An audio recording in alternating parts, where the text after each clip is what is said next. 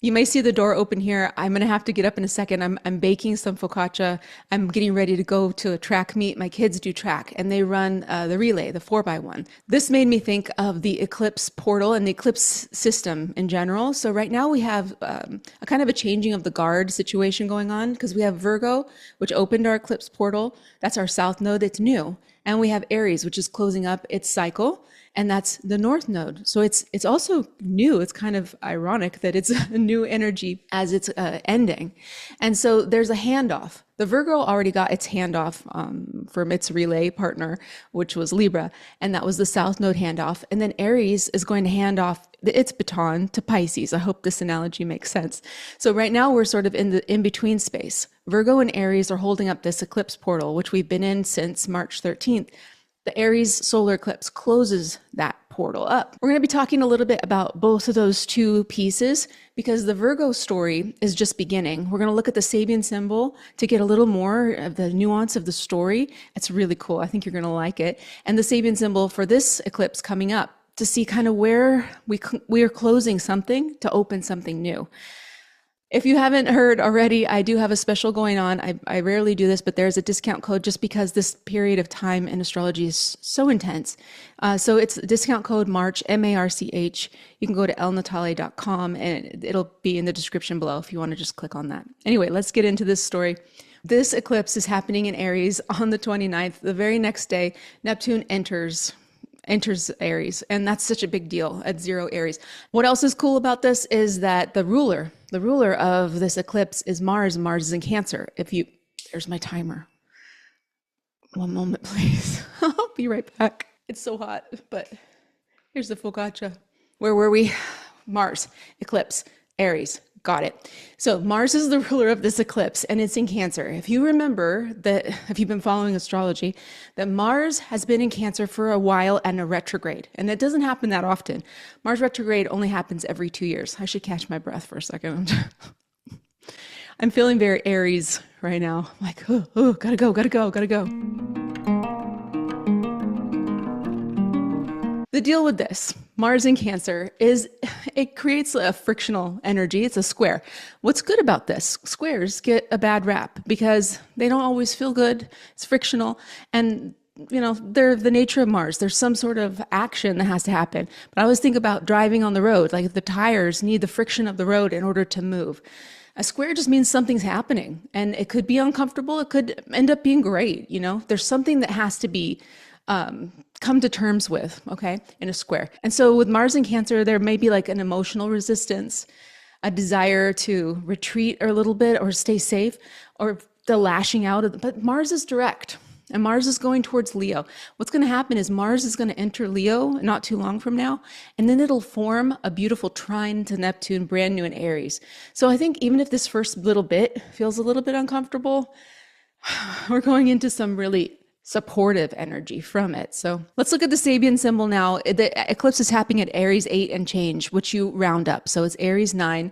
The Sabian symbol is a crystal gazer, focusing on the subtle mind, awakening the non-grasping, all-seeing, subtle aspect of the mind. This is about a sensitive, visionary concentration of attention. Being able to see the whole picture, the mature psychic can interpret scenes and scenarios of the holistic context. This perspective is not given to one lost in narcissistic self-love and obsessed with self-projection. That's James Burgess. That's the site that I use, jamesburgess.com, to look at these Sabian symbols. Dane Rudyard described Aries 9 as a visionary concentration, the ability to hold a vision and allow it to shape into reality. This feels really interesting for the Neptune ingress the day after this eclipse to me.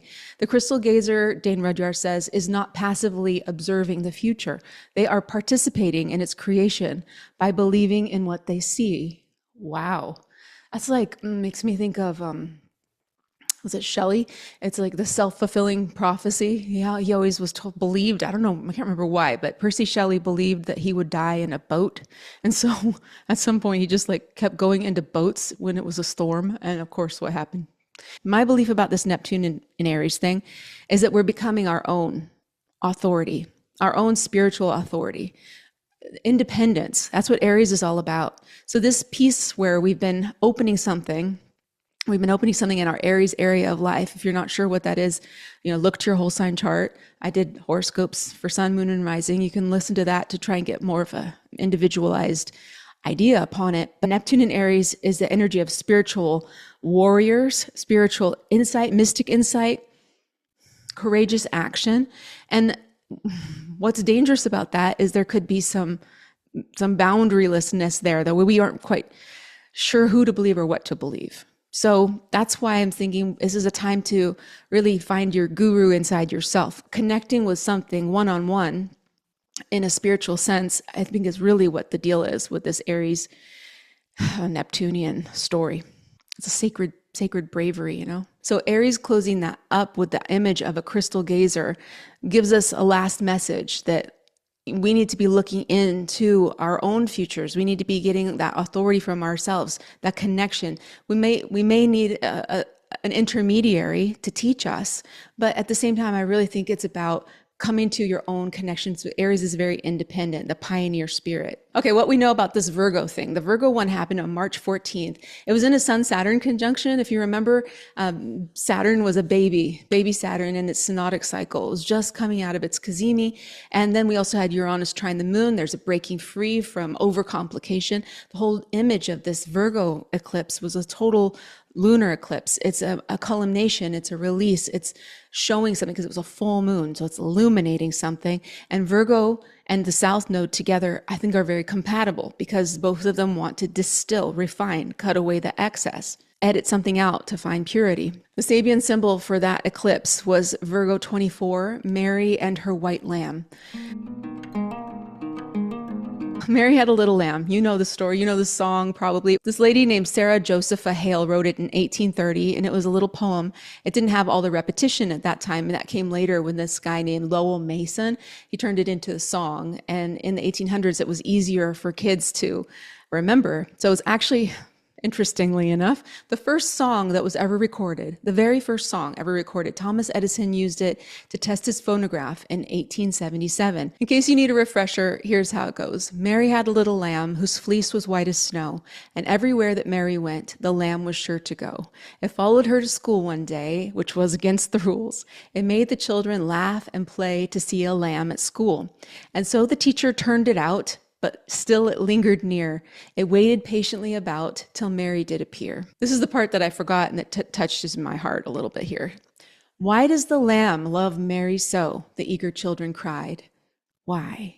Mary loves the lamb, the teacher did reply. The lamb does everything with Mary, follows Mary, trusts Mary, innocent, beautiful love, because that love is reciprocated. It's a reciprocal experience between this innocent child and an innocent lamb. Okay, here's what James Burgess says about Virgo 24.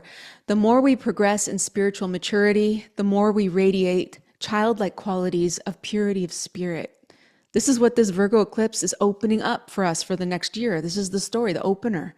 Despite having a nobility of demeanor and powerful will, the more advanced seeker is able to radiate innocence and purity, holding on to a childlike simplicity of being. That's the spiritual practice of innocence. So we got to let that one sink in. When's the last time you found yourself in a place of innocence? No agenda, just in a space of pure joy, pure wonder.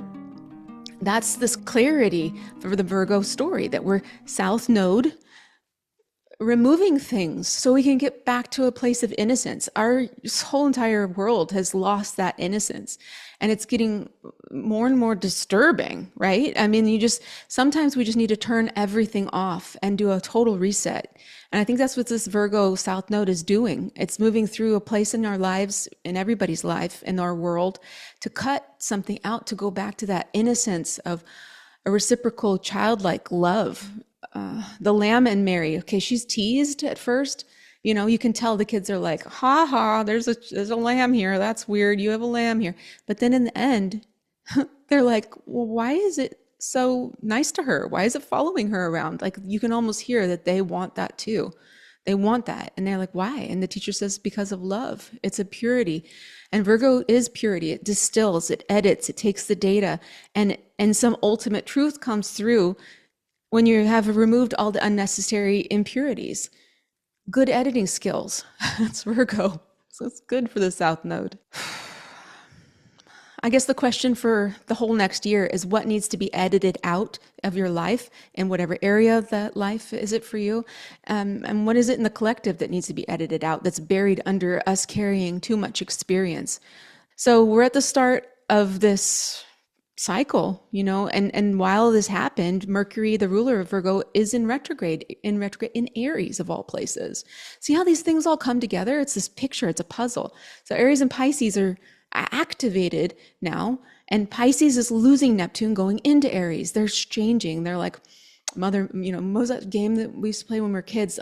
Red Rover. It's like send Neptune right over. Okay. Send the North Node over. Okay. To put that all in a nice little package in a bow, I think the main message of the South Node in Virgo over the next year, opening with this eclipse in March 14th, is a return to some way, shape, or form, a spiritual practice of innocence to get to a childlike simplicity, divine love that's reciprocal. And then we align that with what is this crystal gazer thing.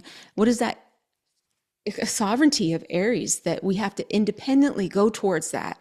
We have to look ahead and trust, right? Maybe you're getting more of that downloaded stuff as Neptune comes into Aries. I'm not sure. It depends on you. It depends on your chart. But those two pieces come together in a very interesting way. It's a simplification and a processing of the future together as one thing. Okay. This has been kind of an interesting video.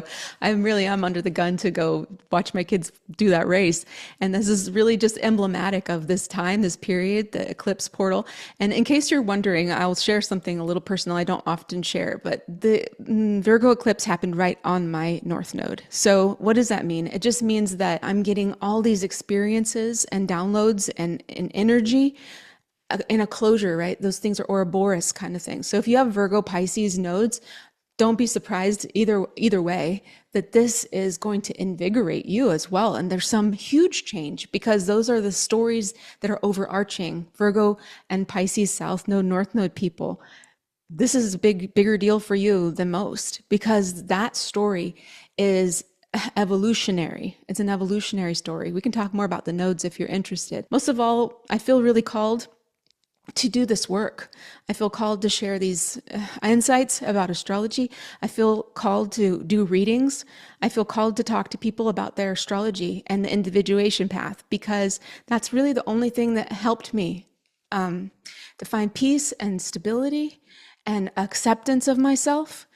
I can see those patterns. I can see those challenges that I have, my shadow. Just knowing that that's part of the design, it alleviates a lot of guilt, self-criticism, open space in our soul. It's that return to almost like a restart, like the Fool in the tarot. It's like, okay, I can return to innocence because I am made this way, and now my job is to learn to accept all those pieces and welcome them in, okay? Even the stuff I don't like.